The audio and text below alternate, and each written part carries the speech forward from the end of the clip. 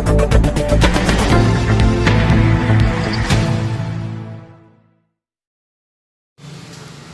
सर्व पत्रकार बांधवांचे या ठिकाणी स्वागत करतो। आज पावसामुळे बराचसा व्यत्यय या ठिकाणी आलेला आहे, त्यामुळं बरेचसे पत्रकार बांधव आमची पोहोचायची या ठिकाणी बाकी येतील, पण आपण आता कुठेतरी सुरुवात केली पाहिजे असं मला वाटतं आणि मी सुरुवात करतो।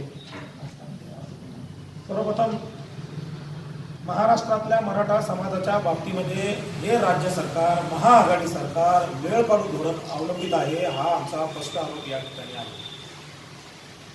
कारण आपल्याला सांगतो, जेव्हा हे सरकार स्थापन झालं, सरकार स्थापन झाल्याच्या नंतर आम्ही लगेच 15 दिवसातच माननीय मुख्यमंत्री उद्धवजी ठाकरे साहेब यांना आमच्या सर्व मागण्यांचं निवेदन व्यवस्थितरित्या त्यांना दिलं होतं। हे निवेदन येत असताना माननीय उद्धव साहेब त्या ठिकाणी आम्हाला म्हणाले होते की आपण ह्या मागण्या निश्चितच सोडूया, फक्त ह्या मागण्या प्राधान्यक्रम देऊन सोडूया आणि प्राधान्यक्रम हे आपलं सरकार आहे आणि आपलं सरकार निश्चितच या मागण्यांबाबत गंभीर आहे आणि ह्या मागण्या आपण हळूहळू पूर्ण करू, फक्त प्राधान्यक्रम आपण त्याला कुठेतरी देऊया आणि त्या पद्धतीने आम्हाला तुम्ही निवेदन तयार करून द्या। मी आपल्याला सांगतो की आमच्या वतीनं त्यावेळेस जसं माननीय मुख्यमंत्री महोदय म्हणाले त्या पद्धतीनं आम्ही त्यांना निवेदनही तयार करून दिलं आणि पुन्हा सांगितलं की या मागण्यांच्या बाबत आता लवकरात लवकर एक बैठक बोलवणं आवश्यक आहे। मी सांगतो आपल्याला की हा विषय होता डिसेंबरचा। त्यानंतर वारंवार आम्ही वेगवेगळ्या मंत्री महोदयांच्या भेटी घेतल्या, मंत्रिमंडळ उपसमिती लवकरात लवकर गठीत करावी ही मागणी आम्ही केली। त्या ठिकाणी मंत्रिमंडळ उपसमिती गठीत झाली, अनेक मंत्र्यांची त्या ठिकाणी निवड झाली आणि माननीय अशोकराव चव्हाण ते महाराष्ट्र राज्याचे मुख्यमंत्री, माजी मुख्यमंत्री आहेत आणि आज सार्वजनिक बांधकाम मंत्री आहेत, त्यांना त्याची जबाबदारी देण्यात आली। निश्चितच आम्हाला कुठेतरी काम करणारा, कार्य करणारा मंत्री महोदय त्या ठिकाणी हवे होते आणि त्या ठिकाणी त्याला आम्हाला त्याचा आनंदच झाला आणि आम्ही त्या गोष्टीचं स्वागतही केलं। त्यानंतर जो पाठपुरावा आम्ही केला, मंत्रिमंडळ उपसमितीचे जे सन्माननीय सदस्य असतील, मंत्रीगण असतील, त्यांच्याही वारंवार भेटी आम्ही घेतल्या, त्यांनाही अनेक गोष्टीच्या उहापोह त्या ठिकाणी झाला। आम्ही वारंवार त्या मागण्यांबद्दल त्यांना तपशीलवार माहिती त्या ठिकाणी दिली। आम्ही नुसत्या मागण्याच करत नाही प्रत्येक वेळेला, तर त्या मागण्या करत असताना आम्ही राज्य सरकारला व्यवस्थित सोल्युशन सुद्धा त्या ठिकाणी सांगितलं की नेमकं काय करायचंय, सरकार या मागण्या कशा पूर्ण करू शकतात। आणि आपण बघितलं असेल, सरकार कुठेही या मागण्यांप्रती सिरियस, गंभीर दिसून आम्हाला आलं नाही। मग शेवटी आम्हाला कुठेतरी आंदोलनाचा पवित्र हाती घ्यावा लागला। मग महाराष्ट्रामध्ये मराठा क्रांती मोर्चा असेल, मराठा क्रांती ठोक मोर्चा असेल, या माध्यमातून आम्ही वेगवेगळी आंदोलनं या राज्यभर आम्ही केली, पाठपुरावा केला, परंतु तरी सुद्धा या सरकारमध्ये आणि सरकारच्या जे काही त्यांचं हे आघाडी सरकार आहे त्या आघाडी सरकारमध्ये एकमेकांमध्ये कुठेतरी ताळमेळ दिसून आला नाही। त्यामुळे आमच्या मागण्या ह्या वारंवार प्रलंबित राहिल्या। विशेषतः माननीय अशोकराव चव्हाण साहेबांची जेव्हा नियुक्ती झाली त्यांना आम्ही वारंवार सांगितलं होतं।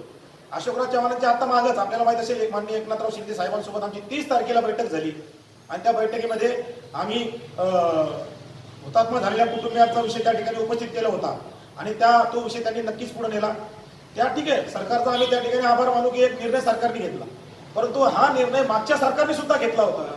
मग हे प्रत्येक वेळेला निर्णयच घेणार आहेत का की मला सांगा कितीसा वेळ लागणार आहे या मयत कुटुंबियांच्या बांधवांना, हुतात्मा झालेल्या कुटुंबियांच्या बांधवांना मदत करायला कितीसा वेळ सरकारला लागणार आहे? हा फार वेळ नाही।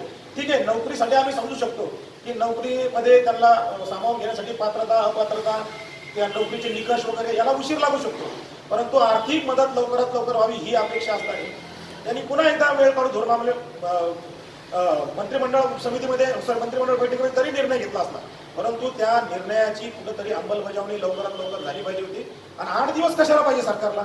येणाऱ्या 4 दिवसात सरकारने हा निर्णय घ्यावा आणि त्या मयत कुटुंबियांच्या बांधवांना बोलून त्यांना हे मदतीचे चेक लवकरात लवकर द्यावे, जेणेकरून त्या कुटुंबियांचे हाल अपेक्षा आज आम्हाला पाहावल्या जात नाही आणि कुटुंबियांच्या घरी आम्ही भेटी सुद्धा दिलेल्या आहे। आणि ह्या सगळ्या गोष्टी घडत असताना आता कुठेतरी एक विधिमंडळाचा सन्मान्य नेता आमच्या सोबत असला पाहिजे, म्हणून आम्ही दिनांक 3 तारखेला 3 ऑगस्टला नाशिक या ठिकाणी 9 संघटना एकत्रित आलो आणि त्या 9 संघटना एकत्रित येऊन आम्ही मराठा समन्वय समितीची स्थापना केली। मी आपल्याला पुन्हा एकदा सांगतो की 9 संघटना आम्ही अगोदर एकत्रित आलो।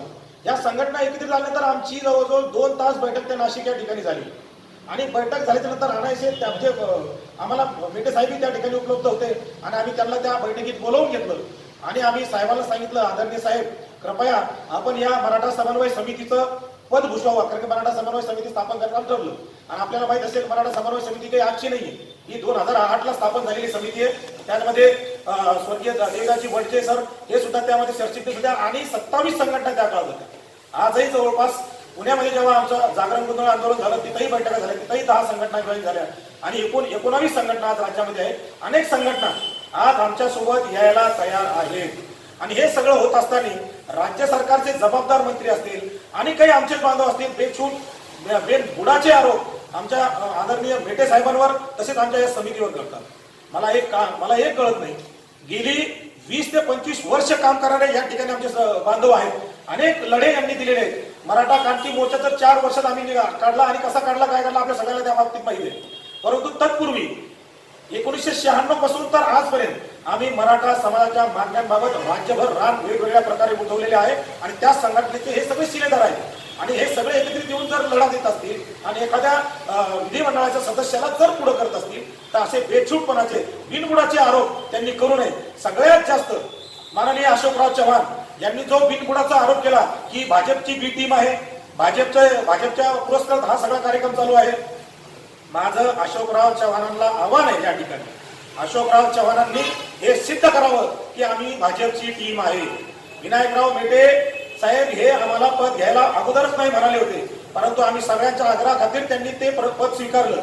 अन्यथा त्यांनी आम्हाला एकच सांगितलं होतं की तुमच्यापैकी कोणीही अध्यक्ष व्हा, मी तुमच्या सोबत कधीही काम करायला तयार आहे. पण कुठेतरी एक सन्मान्य विधिमंडळ सदस्य आमच्या खाली काम करणं आम्हाला कुठेतरी योग्य वाटलं नाही, म्हणून आम्ही त्यांना अध्यक्षपद द्यायला सांगितलं. परंतु अध्यक्षपद जरी त्यांना असलं परंतु सगळे निर्णय ही आम्ही एक कोर कमिटी स्थापन केलेली आहे आणि ती कोर कमिटी घेणार आहे आणि कोर कमिटीचे निर्णय घेईल ते माननीय अध्यक्षाला मान्य राहील हे आमचं ऑलरेडी ठरलंय.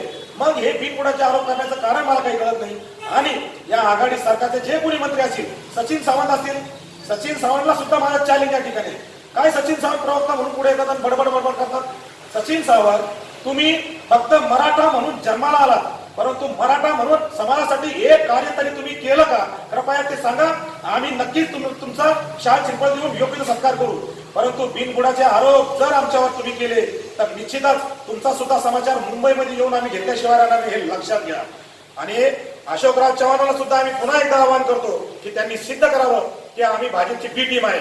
भाजपच्या काळामध्ये सुद्धा आपण आम्हाला पाहिलं असेल, अनेक चॅनलद्वारे अनेक वेगवेगळ्या आंदोलनाद्वारे आम्ही भाजप सरकारला सुद्धा भेटीस त्या काळामध्ये धरलं होतं. सरकार कुठलाही असू द्या, जोपर्यंत मराठा समाजाच्या मागण्या मान्य होणार नाही तोपर्यंत आमची ही लढाई चालूच राहील. आणि आता अशोकराव चव्हाणांनी जो आरोप केला, अशोकराव चव्हाण महाराष्ट्रामध्ये ज्या ज्या ठिकाणी जातील त्या त्या ठिकाणी या आमच्या सर्व संघटनांचे पदाधिकारी, समन्वय समितीचे सर्व सदस्य अशोकराव चव्हाणांना अडवून त्याच ठिकाणी त्यांना जा विचारल्याशिवाय राहणार नाही, एवढं त्यांनी आता लक्षात घ्यावं.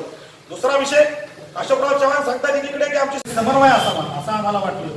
आणि राज्यामध्ये अनेक लोक वेगवेगळ्या पद्धतीने मराठा क्रांती मोर्चा असेल किंवा मराठा क्रांती लोक मोर्चा असेल, ज्या लोकांना अभ्यास नाही, ज्या लोकांना याबाबत कुठलीही माहिती नाहीये, निवेदनं तयार करायची आणि ती द्यायची आणि मग त्याचा कुठेतरी ताळमेळ सरकारकडे बसत नाही.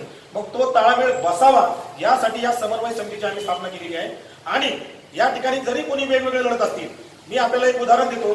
जसं आपण पांडुरंगाचं दर्शन घ्यायला पंढरपूरला जातो, कोणी पायी जातं, कोणी बसनं जातं, कोणी रेल्वे जातं, कोणी कुठल्या मार्गात जातं, कोणी कुठल्या मार्गात जातं, पण सगळ्यांचा उद्देश एकच असतो की पांडुरंगाचं दर्शन घेणं. आमच्या सगळ्यांचा उद्देशही एकच आहे की मराठा समाजाच्या मागण्या, जिव्हाळ्याच्या ज्या मागण्या आहेत त्या पूर्ण झाल्या पाहिजे. म्हणून वेगवेगळे जरी लढत असलो आमचा उद्देश एक आहे.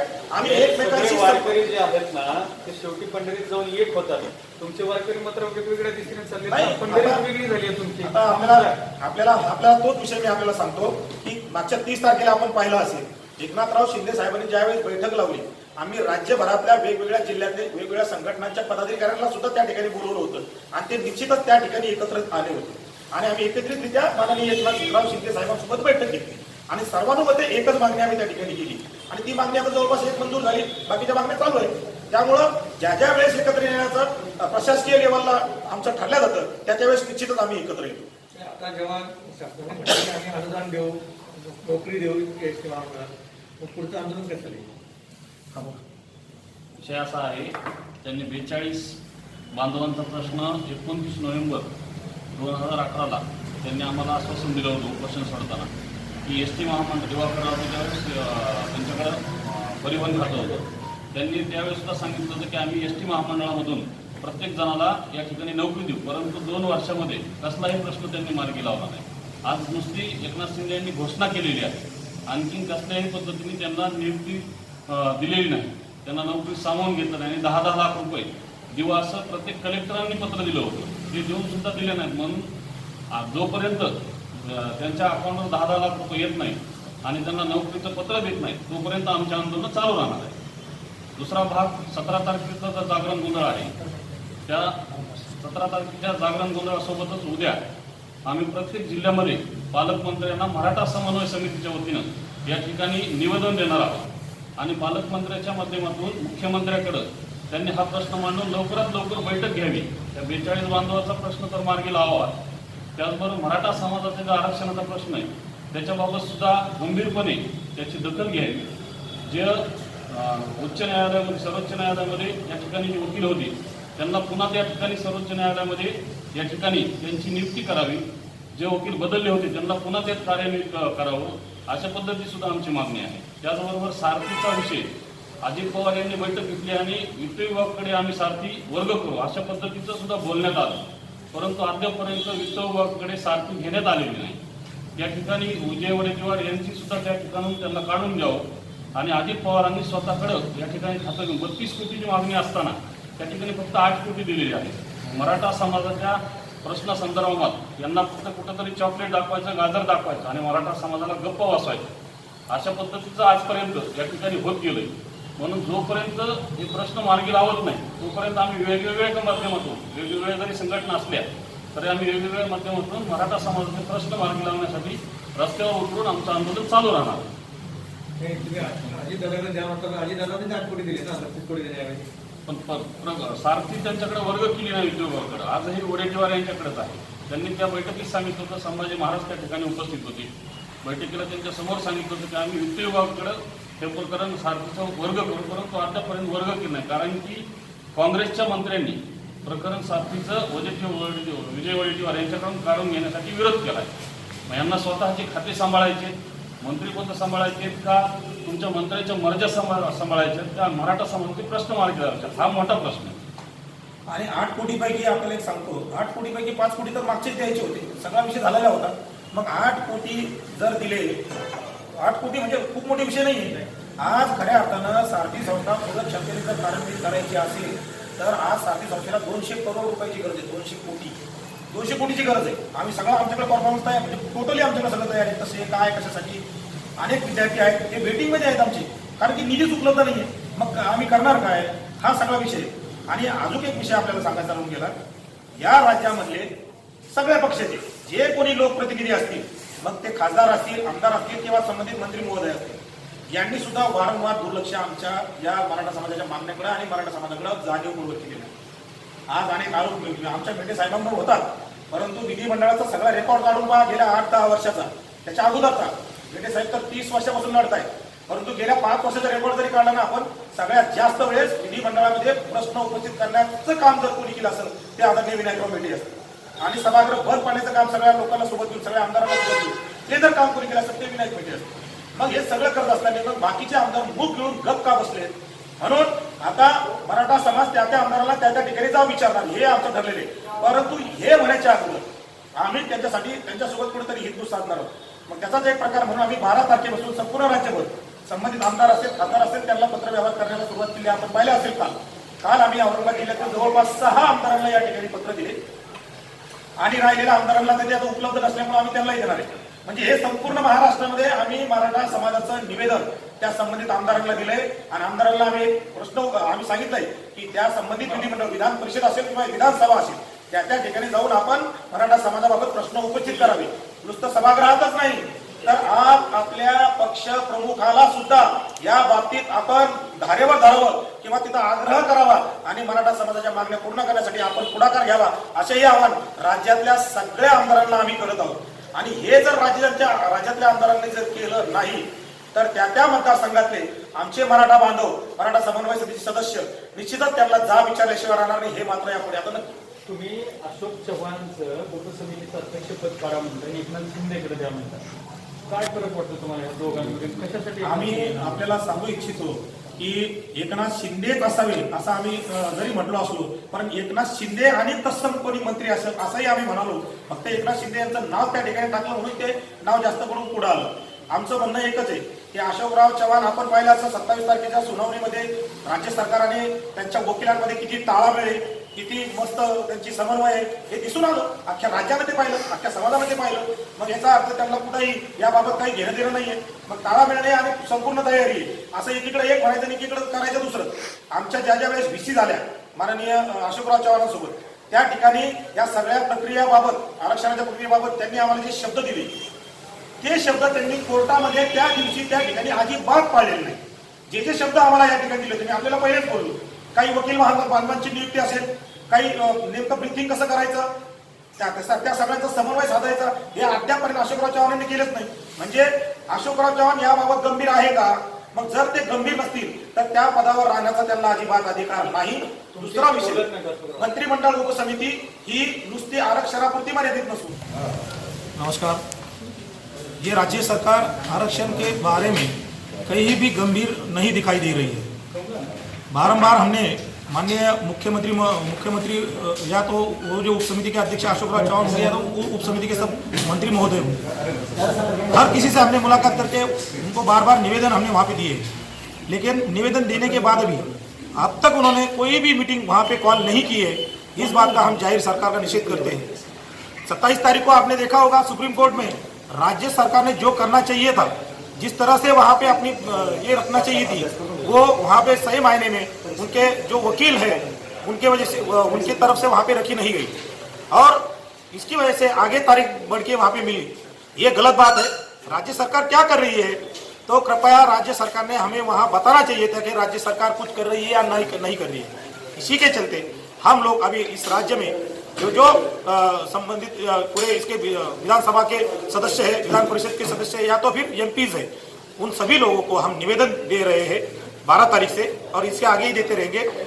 कल भी हम पूरे राज्य में जो पालक मंत्री महोदय है उनको भी मराठा समाज के बारे में निवेदन देंगे और उनको वहाँ पे पूछेंगे कि सरकार इस बारे में क्या कर रही है, मराठा समाज की मांगों को लेकर सरकार कहीं गंभीर है या नहीं है. ये सभी बातों को लेके हम अब ये सब कर रहे हैं. इसी के चलते हम 17 तारीख को एक जागरण गोंधल नाम का आंदोलन हम यहाँ पूरे राज्य में हम लोग करने वाले हैं मराठा समन्वय समिति की ओर से.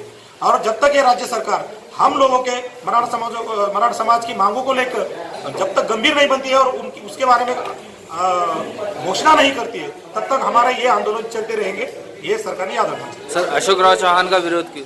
अशोकराव चव्हाण का विरोध इसलिए कि अशोकराव चव्हाण आरक्षण या तो इतर मांगों को लेकर कहीं भी गंभीर दिखाई नहीं दे रहे. उनसे बार बार मुलाकात हमने की है, फिर भी वो कहते हैं कि एक तरफ कहते हैं हमारी तैयारी है और दूसरी ओर सुप्रीम कोर्ट में वो उनके वकील या तो राज्य सरकार के वकील कुछ भी नहीं कर रहे. इसी के चलते अशोकराव चव्हाण कहीं भी गंभीर हमें दिखाई नहीं दे रहे. इसी वजह से हमने उनको हटाने की मांग की है और उनके जगह पे कोई भी सक्षम जो मंत्री है उनको वहाँ पे बिठाना चाहिए और उनको अध्यक्ष पद की जवाबदारी देनी चाहिए. ये हमारी मांग है.